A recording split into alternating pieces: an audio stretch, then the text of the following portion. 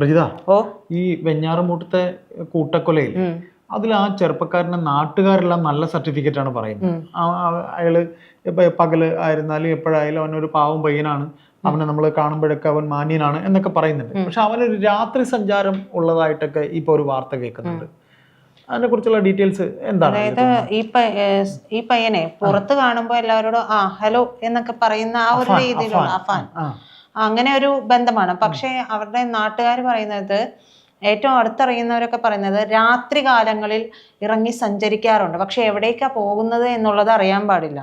ഒരിക്കൽ ഈ കാമുകിക്കൊപ്പം അതൊരു 5 മണി സമയത്തോ മറ്റോ, അത് ഏത് ടൈം ആണെന്ന് മനസ്സിലായില്ല, എന്തായാലും രാത്രി കാലം എന്ന് പറയുമ്പോൾ പുലർച്ചയ്ക്ക് ആകാം. അപ്പൊ ആ സമയത്ത് പോയിട്ട് പെറ്റി അടിച്ച ഒരു സംഭവം ഉണ്ടായിട്ടുണ്ടെന്ന് ഒരു അയൽവാസി പറയുന്നുണ്ട്. മാത്രമല്ല രാത്രി ബുള്ളറ്റിലൊക്കെ ഹൈ സ്പീഡിലാണ് പോകുന്നത്, ഭയങ്കര സ്പീഡിൽ പോകും. പിന്നെ തിരിച്ചു വരുന്നത് എപ്പോഴാന്ന് അറിയില്ല. അങ്ങനെ അയൽവാസികൾക്ക് ഇതിന്റെ ചിത്രങ്ങളടക്കം ഇട്ടുകൊടുത്തിട്ടുള്ള സംഭവങ്ങളൊക്കെ ഉണ്ടാകുന്നുണ്ട്. ഈ രാത്രി കാലത്തെ സഞ്ചരിക്കുന്നു എന്ന് പറയുമ്പോൾ ചില കേന്ദ്രങ്ങളിൽ നമുക്കറിയാം നായ്ക്കളെയും മറ്റുമൊക്കെ വെട്ടിപ്പടിക്കുന്ന ചില സംഘങ്ങളുണ്ട്. അല്ല, അവിടെ അങ്ങനെ ഒരു ഇതുണ്ടായിരുന്നു. ഈ വെഞ്ഞാറമൂട് അങ്ങനെ നായ്ക്കളുടെ തല വെട്ടി പരിക്കേൽപ്പിച്ച് അത്തരത്തിലൊരു പരിശീലനം നടത്തിയതുപോലെയൊക്കെയുള്ള, ഇപ്പൊ ഈ കൊലപാതകം നടന്നത് തലക്കടിച്ചാണല്ലോ. അപ്പൊ അത്തരത്തിൽ ഒരു സംഗതി വളരെ നാള് മുമ്പ് വെഞ്ഞാറമൂട് എന്ന് പറയുന്ന സ്ഥലത്ത് നമ്മൾ കേട്ടിട്ടുണ്ട്. വെഞ്ഞാറമൂട് മാത്രമല്ല, അത് ചില പ്രധാന കേന്ദ്രങ്ങളിലൊക്കെ ഇത്തരത്തിലുള്ള തീവ്രവാദി സംഘടന, അതായത് അവര് ചോര, അതായത് അറപ്പ് മാറാൻ വേണ്ടിയിട്ട് വെട്ടിപ്പടിക്കുന്നതാണെന്നാണ് മനസ്സിലാക്കിയ വിവരം. അപ്പൊ അത്തരത്തിലുള്ള കാര്യങ്ങൾ നടന്നിട്ടുള്ള ഒരു സ്ഥലം കൂടിയാണ്. അപ്പോൾ ഈ രാത്രി മാത്രം പുറത്തിറങ്ങിയ രാവിലെ മുഴുവൻ വീടിൻ്റെ ഉള്ളിൽ അടച്ചിട്ട് ഇരിക്കുകയും നാട്ടുകാരെ കണ്ടാൽ വലിയ കുഴപ്പമൊന്നുമില്ലാത്ത ആളെ പോലെ ഹലോ ചേട്ടാ എന്തായി എന്ന് മാത്രം ചോദിക്കുന്ന ഒരു നിലപാടുള്ള ഒരാളാണ്. ആ സ്ത്രീയെ കുറിച്ച്, അമ്മയെ കുറിച്ചാണെങ്കിൽ എല്ലാവർക്കും നല്ല അഭിപ്രായമാണ് ഉള്ളത്. അപ്പോൾ സാമ്പത്തിക പരാധീനതയുണ്ട് എന്ന് പറയുമ്പോഴും ഈ പയ്യൻ ഇത്തരത്തിൽ അടിച്ചുപൊളി, അതായത് ഭയങ്കര ആർഭാട ജീവിതത്തിനുള്ള ആഗ്രഹമായിരുന്നു. അപ്പോൾ ഉമ്മുമ്മയുടെ അടുത്ത് പോയിട്ട് അവിടെ പോയിട്ട് ആദ്യം മോതിരം വാങ്ങി പണയം വെക്കുന്നുണ്ട്, രണ്ടാമത് ഈ കൊലപ്പെടുത്തിയതിന് ശേഷം മാലയും വാങ്ങുന്നുണ്ട്. അപ്പോൾ ഈ നമുക്കറിയാം ചില കാരിയർമാരെയൊക്കെ ആയി പിള്ളേർ വരുന്നത് എങ്ങനെയാണെന്നുള്ള, കുട്ടികൾ വരുന്നത് എങ്ങനെയാണെന്ന് നമുക്കറിയാം. ആദ്യം ചെറിയ രീതിയിൽ തുടങ്ങും, പിന്നീട് ഇവരെ കാരിയർമാരെ ആക്കുന്നുണ്ട്. അവർക്ക് മയക്കുമരുന്ന് കിട്ടാൻ വേണ്ടി അവർ പല കൊലപാതകങ്ങളും അടക്കം നടന്നിട്ടുള്ള കാര്യങ്ങളൊക്കെ പത്രമാധ്യമങ്ങളിലൊക്കെ വന്നിട്ടുള്ളതാണ്. അപ്പോൾ അത്തരത്തിലുള്ള സാധ്യതകളൊന്നും നമുക്ക് തള്ളിക്കളയാൻ പറ്റില്ല. പിന്നെ ചേട്ടൻ പറഞ്ഞതുപോലെ ഇവരുടെ ഈ കൊലപാതകം, ആ കൊലപാതകം എന്ന് പറയുന്നത് വളരെ ബ്രൂട്ടലായിട്ടാണ്. അതായത് തലയ്ക്ക് ചുറ്റിക വെച്ചിട്ട് അടിക്കണം എന്നുണ്ടെങ്കിൽ ശരിക്കും അതിനൊരു എന്താ പറയാ, പരിശീലനം ലഭിച്ചിട്ടുള്ള ആളുകളാണ്, കൊലയാളികളാണ്, കുറ്റവാളികളാണ് അത്തരത്തിലുള്ള കാര്യങ്ങൾ ചെയ്യുന്നത്. ഇത് ഒരാളെ അല്ല, ഒരു ദിവസം 35 കിലോമീറ്ററോളം സഞ്ചരിച്ച 5 പേരെയാണ് കൊലപ്പെടുത്തിയിരിക്കുന്നത്. മരണപ്പെട്ടില്ലെന്നേ ഉള്ളൂ. അതെ.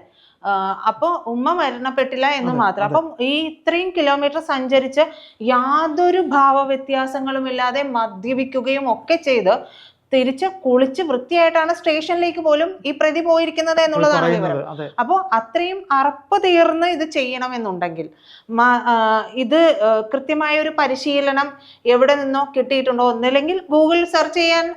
നമ്മുടെ തലയുടെ കറക്റ്റ് പിൻ പോയിന്റ് പിറകു ഭാഗത്ത് അവിടെ ഒരു ചെറിയ തട്ട് കിട്ടിയാൽ പോലും അപ്പോൾ ആള് മരിക്കും. അടിക്കുമ്പോൾ ആള് മരിക്കും. അങ്ങനെ കറക്റ്റ് പോയിന്റഡ് സ്ഥലത്താണ് തലയുടെ പിൻഭാഗത്താണ് അടിച്ചിരിക്കുന്നത്. അപ്പൊ അത് മാത്രമല്ല, ഈ ചുറ്റികയുടെ പിടിയുടെ നീളവും അതിന്റെ വലിപ്പവും ഒക്കെ നോക്കിയിട്ടാണ് അതായത് നമ്മൾ എടുക്കുന്ന ഒരു ഫോഴ്സ്, ശക്തി ഉണ്ടല്ലോ, അത് എത്രത്തോളമാണ് എന്ന് വിചാരിച്ചിട്ടിരിക്കും ഈ മരണം അപ്പൊ തന്നെ ഉടനടി സംഭവിക്കുന്നത്. ഇത്തരത്തിൽ ഒരു 10 മുതൽ 25ഓളം അടി ഒരാളുടെ കൊല്ലാൻ വേണ്ടിയിട്ടുണ്ട്. കൂട്ടുകാരി എന്ന് പറഞ്ഞ കൊച്ചിന് 20 അടിയുണ്ട്. അപ്പൊ അത് കണ്ട ഒരാൾ പറയുന്നുണ്ട്, കണ്ടു കഴിഞ്ഞാൽ പേടിച്ചു പോകും. അവസാനം അയാൾ തന്നെ ഇത് കണ്ട് സഹിക്കാൻ പറ്റാണ്ട് വെള്ള തുണി എടുത്ത് മൂടിയിട്ടു എന്നാണ് പറയുന്നത്. അത്രയ്ക്കും എന്താ പറയാ, അകത്തുള്ള, അതായത് ബ്രെയിനൊക്കെ ഇങ്ങനെ പുറത്തേക്ക് വന്ന രീതിയിലാണ് ആ മൃതദേഹങ്ങൾ അത്രയും ഉണ്ടായിട്ടുള്ളത്. അത് കുഞ്ഞനിയനെ പോലും അത്രത്തിൽ ചെയ്യണമെന്നുണ്ടെങ്കിൽ ആ ബോധം നശിച്ചിട്ടായിരിക്കും ഇതെല്ലാം ചെയ്തിട്ടുണ്ടാവുക. അതിലേക്കാണ് വന്നത്. കാരണം ഈ സാധാരണ ഡ്രഗ്, അതായത് ഈ കഞ്ചാവൊക്കെ ഉപയോഗിച്ച ഇത്തരത്തിൽ ഒരിക്കലും സംഭവിക്കില്ല. ഇത് സിന്തറ്റിക് ലഹരി ഉപയോഗിച്ചിട്ട് ആവുമ്പോഴാണ് ഇത്തരത്തിലുള്ള കൊലപാതകങ്ങളൊക്കെ ചെയ്തിട്ടുള്ളത് എന്നാണ് പലരും പറയുന്നത്.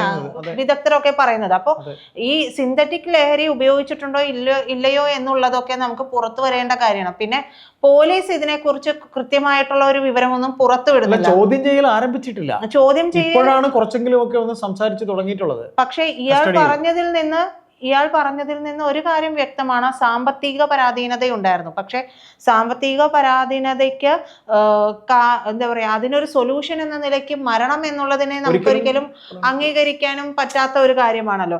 ഈ കൂട്ടുകാരിയെ അവൻ ഒരു അച്ഛനെ പോലെ നോക്കിയതാണ് കുഞ്ഞനിയനെ. ആ കുഞ്ഞനിയനെയും അമ്മയെയും കൊല്ലുമ്പോൾ കൈവിറച്ചില്ല എന്ന് പറയുമ്പോൾ നമുക്കറിയാം, ചുറ്റികയൊക്കെ അടിക്കുമ്പോൾ സ്വാഭാവികമായിട്ടും രക്തം ചീറ്റുന്നുണ്ടാവും. ആ രക്തം ചീറ്റി മേത്ത് വീഴുമ്പോൾ പോലും ഇയാൾക്ക് യാതൊരു തരത്തിലുമുള്ള ബുദ്ധിമുട്ടോ അല്ലെങ്കിൽ ഒരു അസ്വസ്ഥതയോ ഒരു പിന്തിരിയൽ മനോഭാവമോ ഒന്നും ഉണ്ടായിട്ടില്ല. നടന്ന 5 പേരെ അങ്ങ് ഇല്ലാതെയാക്കി കളഞ്ഞു. അപ്പോൾ ഇതിന് പിന്നിൽ ഇത്തരത്തിലുള്ള കാര്യങ്ങൾ ഉണ്ടോ എന്നുള്ളത് കൂടി നമുക്ക് അറിയേണ്ടതുണ്ട്. പിന്നെ പറയേണ്ടത് നമ്മുടെ ഭരണകൂടത്തെയാണ്. ഭരണകൂടത്തിന്റെ കാര്യം പറയേണ്ടി വരുന്നത് യാദൃശ്ചികമാണ് എന്നൊക്കെ തോന്നുന്നു. നമ്മൾ മനഃപൂർവ്വം എടുത്തു പറയുന്നതില്ല. പക്ഷെ ഇത്തരത്തിൽ നമ്മുടെ സ്കൂളുകൾ, കോളേജുകൾ, അതുപോലെ ഓഫീസ് വർക്കുകൾ, നമുക്കറിയാലോ സിനിമാ മേഖലയിൽ ഉൾപ്പെടെ ഈ ഡ്രഗ്സ് സുലഭമാണ്. അപ്പൊ നമ്മുടെ യുവാക്കളെ മുഴുവൻ ഇതിലേക്ക് ആകർഷിക്കുന്ന ഒരു വലിയ മാഫിയ തന്നെ ഇവിടെ പ്രവർത്തിക്കുന്നുണ്ട്. ഇതിനെതിരെ ഒന്നും യാതൊരു തരത്തിലുമുള്ള നടപടിയും പോലീസും എക്സൈസും ഒന്നും തന്നെ എടുക്കുന്നില്ല എന്നുള്ളതാണ്. അപ്പോഴാണ് നമുക്ക് ഈ 8 വർഷം നീണ്ട ഭരണത്തിൽ ഇതെല്ലാം വർദ്ധിക്കുകയാണ് ഉണ്ടായിട്ടുള്ളത്. ഒരു ഇടതുപക്ഷ ഭരണകൂടം വരുമ്പോൾ ജനങ്ങൾ ആഗ്രഹിക്കുന്ന ഒരു ഭരണമല്ല ഇതുവരെ ഉണ്ടായിട്ടുള്ളത്. അപ്പോൾ മയക്കുമരുന്ന്, കഞ്ചാവ്, മദ്യം, ഇപ്പോഴും മദ്യശാലകളൊക്കെ ഇതാക്കിക്കൊണ്ടിരിക്കുകയാണോ, വർദ്ധിപ്പിച്ചുകൊണ്ടിരിക്കുകയാണല്ലോ. അപ്പോൾ ഇത്തരത്തിൽ എന്തുകൊണ്ടാണ് എക്സൈസിനും പോലീസിനും ഒന്നും ഇതിൽ യാതൊരു തരത്തിലുള്ള നടപടി എടുക്കാൻ കഴിയാത്തത്? കാരണം അന്വേഷിച്ച് ചെല്ലുമ്പോൾ ഇതിന്റെ പുറകിൽ നിൽക്കുന്നത് ഒന്നില്ലെങ്കിൽ ഒരു നേതാവോ നേതാവിന്റെ മകനോ ആയിരിക്കും ഇതിന്റെ ഒരു പ്രധാനപ്പെട്ട ആള്. ഉദാഹരണം തന്നെ പറയാനുണ്ട്. ആലപ്പുഴയൊക്കെ അങ്ങനെയൊക്കെ പിടിക്കപ്പെട്ടതാ. ലോറി കണക്കിനായിരുന്നു പാൻപരാഗ് പോലെയുള്ള ഉൽപ്പന്നങ്ങൾ പിടിച്ചത്. അത് പാർട്ടിയുടെ തന്നെ ഏറ്റവും അടുത്ത് നിൽക്കുന്ന ആളാണ്. അതെ, അപ്പൊ അത്തരത്തിലുള്ള കാര്യങ്ങൾ കൂടി ഇതിൽ ചേർത്ത് വായിക്കേണ്ടതുണ്ട്. നമ്മൾ വെറുതെ ഇരുന്നിട്ട് ഒരു ഭരണകൂടത്തിനെ പറയുകയല്ല, മറിച്ച് ഇത്രയും നാളുകൾ തമ്മിൽ ഉണ്ടായിട്ടുള്ള, അതായത് ഒന്ന് ആലോചിച്ച് നോക്കുക, അതിനു മുമ്പ് പറവൂർ ഒരു ചെറുപ്പക്കാരൻ കൂട്ടക്കൊല നടത്തിയത് ഒരു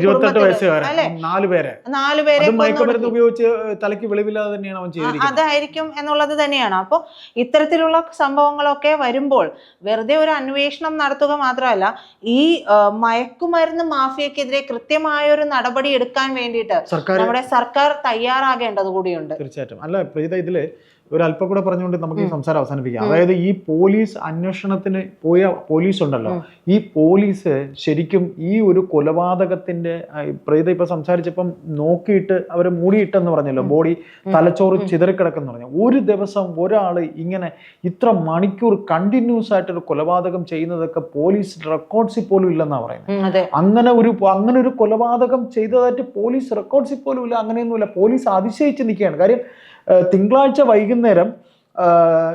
വൈകുന്നേരമാണ് ഈ സംഭവം. 6 മണിക്ക് ശേഷമാണ്. ഒരു കൂസലും ഇല്ലാതെയാണ് ഈ ചെറുപ്പക്കാരൻ പോലീസ് സ്റ്റേഷനിൽ പറഞ്ഞിട്ടാണ് ചെന്ന് കയറി പറയുന്നത്. പോലീസ് അന്തിച്ചു. കാര്യം പോലീസ് ഒരു വേള ചിന്തിച്ച് ഇവന് മാനസിക വിഭ്രാന്തി വല്ലതും ആയിരിക്കുമെന്ന് തന്നെയാണ് ചിന്തിച്ചത്. അപ്പൊ ഇതിൽ നിന്ന് നമുക്ക് ഇത്രേ പറയാനുള്ളൂ. ഇന്നത്തെ ചെറുപ്പക്കാർക്ക് വഴിവിട്ടു പോകുന്ന ഇത്തരത്തിൽ അവർ തന്നെ അറിയാതെയാണ് ഇതെല്ലാം ചെയ്യുന്നത് എന്ന് തന്നെ നമുക്ക് പറയേണ്ടി വരും. കാര്യം അത്ര കണ്ട് ഡ്രഗ്സിന്റെ ഈ സിന്തറ്റിക് ഡ്രഗ് എന്ന് പറയുമ്പോൾ പിന്നെ എന്താ പറയാ, രാസലഹരി എന്നല്ലേ പറയുന്നത്. രാസലഹരിയുടെ ഉപയോഗം പോലീസിനൊന്നും കണ്ടുപിടിക്കാൻ കഴിയുന്നില്ലെന്നൊക്കെയാ പറയുന്നത്. അങ്ങനെയൊക്കെ കണ്ടുപിടിക്കാൻ കഴിയാതെ ആയിരിക്കില്ല. ഈ നിയമ സംവിധാനങ്ങളെല്ലാം തന്നെ കണ്ണടയ്ക്കുകയാണെന്ന് വേണ്ടി പറയേണ്ടി വരും. കാരണം ഇത്ര സുലഭമായിട്ട് നമ്മുടെ ചെറുപ്പക്കാർക്ക് ഇത് കിട്ടുമെന്നുണ്ടെങ്കിൽ ഇത് അത്രയും അടിത്തട്ടിലേക്ക് ഇറങ്ങി ചെന്നിട്ടുണ്ട്. അപ്പൊ ഒരു കരിയറിനെ കണ്ടുപിടിക്കാനോ അതിലൂടെ അന്വേഷണം മുന്നോട്ട് കൊണ്ടുപോകാനോ ഒന്നും കഴിയാത്തവരല്ല നമ്മുടെ എക്സൈസിലും പോലീസിലും ഒക്കെ ഉള്ളവര്. പക്ഷെ അവരുടെ കയ്യും കാലം കെട്ടിയിട്ട് കഴിഞ്ഞിട്ടുണ്ടെങ്കിൽ അവർക്കൊന്നും ചെയ്യാൻ പറ്റില്ല. തീർച്ചയായിട്ടും. ഈ പയ്യൻ ഒരു പക്ഷെ ഈ നേരത്തെ ഈ പൈസ ചോദിച്ചതും ആ പ്രണയിനി എന്ന് പറയുന്നുണ്ടല്ലോ, കാമുകയായിട്ടുള്ള പെൺകുട്ടി, അവളുടെ മാലയോ മറ്റോ പണയം വെച്ചിട്ട് ആ പൈസയും എന്തിനു വേണ്ടി 90,000 രൂപ അത് ആർക്ക് കൊടുത്തു, അതും കൃത്യമായിട്ട് നമുക്ക് പുറത്തു വരേണ്ട വിവരമാണ്. അല്ല, ആർക്കൊക്കെയാണ് ഇയാൾക്ക് ഇത്ര കടം വീട്ടാനുള്ളത്? ഈ പ്രായത്തിൽ ഇത്ര കടം? അതായത് പിതാവ് നിൽക്കെ ഈ 75 ലക്ഷം രൂപ കടമുണ്ടെന്ന് പറയുമ്പോൾ സ്വാഭാവികമായും അമ്മയ്ക്കുണ്ട് കടമെന്ന് പറയുന്നു. 65 ലക്ഷം അമ്മയ്ക്ക് കടമുണ്ടെന്ന് പറയുന്നു. ഒരു പക്ഷേ ഇതിന്റെയൊക്കെ ലോണോ മറ്റോ കാര്യങ്ങളോ ഒക്കെ എടുത്തിരിക്കുന്ന ഇവരുടെ രണ്ടുപേരുടെയും പേരിലായിരിക്കാം, നമുക്കറിയില്ല. അതിന്റെ വിവരങ്ങൾ വരേണ്ടതുണ്ട്. എന്തായാലും അച്ഛനും അമ്മയും നിൽക്കുമ്പോൾ വെറും ഒരു 23 വയസ്സുകാരന്റെ തലയിലേക്ക് ഇവർ കൊണ്ടുവന്ന് ഈ ഒരു ഭാരം മുഴുവനും എന്താ പറയാ തലയിൽ വെച്ച് കൊടുക്കുമെന്നൊന്നും നമുക്ക് ചിന്തിക്കാൻ പറ്റില്ല. അപ്പൊ അദ്ദേഹം അവിടെ 7 വർഷമായിട്ട് ഇഖാമ പോലും പുതുക്കാൻ പറ്റാതെ അവിടെ കിടന്ന് പെട്ടുപോയിരിക്കുന്നത് പോലും ഒരുപക്ഷെ ഈ കുടുംബത്തിന്റെ ബാധ്യത തീർക്കാനായിരിക്കും അദ്ദേഹം അവിടെ നിൽക്കുന്നുണ്ടാവുക. അപ്പൊ നമുക്ക് അതും പറയാൻ പറ്റില്ല. അപ്പൊ ഈ പൈസ എവിടേക്ക് പോയി, മാത്രമല്ല രാത്രി കാലങ്ങളിൽ ഈ ചെറുപ്പക്കാരൻ എവിടേക്കാണ് പോയിക്കൊണ്ടിരുന്നത് എന്നുള്ളത് പുറത്തു വരെ. കാറ്ററിംഗിന്റെ ജോലി അയാൾ ചെയ്യുന്നുണ്ട്, പിന്നീട് അല്ലാതെ അയാള് പിന്നെ ഊബർ പോലെ ടാക്സി ഒക്കെ ഓടിക്കാൻ പോകുന്നുണ്ടെന്ന് പറയുന്നുണ്ട്. ഇതൊക്കെയാണ് രാത്രി കാലങ്ങളിൽ അയാൾ ചെയ്യുന്നത് എന്ന് പോലീസിന്റെ പ്രാഥമികമായ അന്വേഷണത്തിൽ തെളിഞ്ഞിരിക്കുന്നത്.